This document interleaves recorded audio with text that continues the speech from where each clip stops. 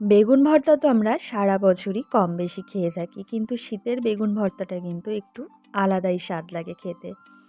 এরকম দারুণ স্বাদের বেগুন ভর্তা কিন্তু আপনারা বানিয়ে নিতে পারেন ভীষণ সহজে, আর খুব অল্প উপকরণেই কিন্তু এই বেগুন ভর্তাটা তৈরি করে নিতে পারেন। খেতে কিন্তু দুর্দান্ত স্বাদ লাগে। এই বেগুন ভর্তাটা তৈরি করার জন্য আমি এখানটায় নিয়ে নিয়েছি কিন্তু দুটো এরকম সাইজের বেগুন। আপনারা ছোট বড় যেরকম খুশি সেরকম বেগুন নিতে পারেন। তো এখানে আমি এই সাইজে দুটো বেগুন নিয়ে নিয়েছি। বেগুনটা কিন্তু এভাবেই আমি মাঝে মাঝে একটু কাট লাগিয়ে নিচ্ছি। এখানে আমি রসুনের কোয়া ঢুকিয়ে দেব এই কাট লাগা জায়গাগুলোতে। তো সেই জন্য আমি এরকম ছোট ছোট করে কাট লাগিয়ে নিচ্ছি বেগুনের জায়গাগুলোতে। দেখুন আমি এভাবেই কিন্তু রসুনের কোয়াগুলোকে ঢুকিয়ে দিচ্ছি। আপনারা যদি চান এই রসুনের কোয়ার মধ্যে দু একটা কাঁচা লঙ্কাও ঢুকিয়ে নিতে পারেন। আমি কিন্তু শুধু এখানটায় রসুনটাই ব্যবহার করছি।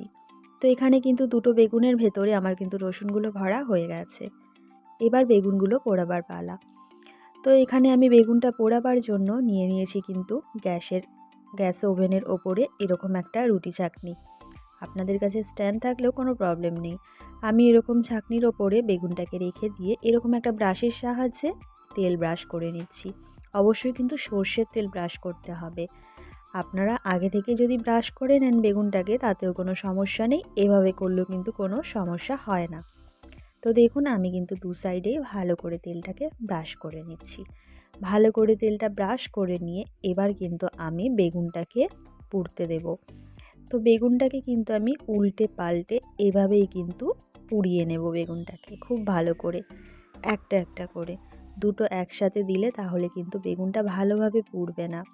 তো এখানে আমি বেগুনটাকে ভালো করে ওলট পালট করে উল্টে পাল্টে ভালো করে পুড়িয়ে দিচ্ছি। তো দেখুন এখানে কিন্তু আমি খুব ভালো করে বেগুনটাকে ওলট পালট করে নিচ্ছি। এবার কিন্তু বেগুনটাকে আমি তুলে নেব।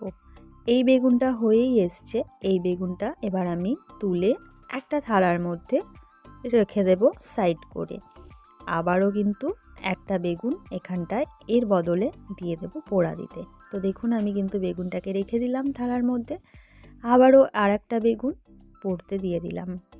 তো এইভাবেই কিন্তু আমি একটা একটা করে দুটো বেগুন পুড়িয়ে নিলাম। তো এখানে বেগুনটা পুড়ে গেছে, পোড়ানো হয়ে গেছে। এবার আমি ঠান্ডা হতে দেবো বেগুনটা। ঠান্ডা করার পর এভাবেই কিন্তু আমি চোকলাটাকে ছাড়িয়ে নিয়েছি।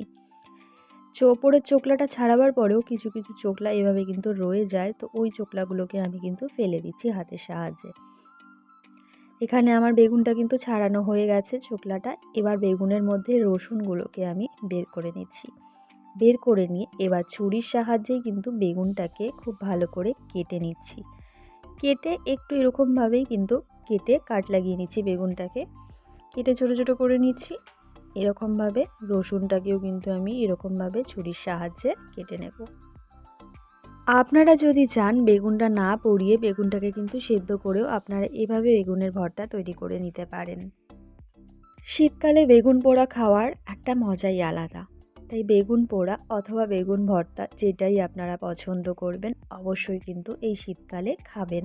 খেতে কিন্তু দুর্দান্ত লাগবে।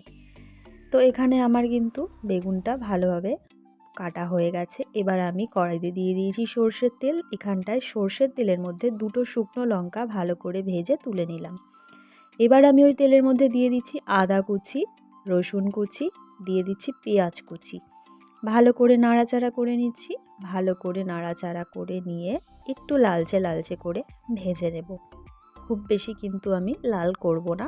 একটু হালকা লালচে লালচে করার পরে আমি এখানটা দিয়ে দিচ্ছি ঝালের জন্য কাঁচা লঙ্কা কুচি। আবারও কিন্তু নাড়াচাড়া করে নিচ্ছি খুব ভালো করে। খুব ভালো করে নাড়াচাড়া করে নেওয়ার পর আমি কিন্তু এর মধ্যে দিয়ে দিচ্ছি একটু কাশ্মীরি লঙ্কার গুঁড়ো, একটু হলুদ গুঁড়ো।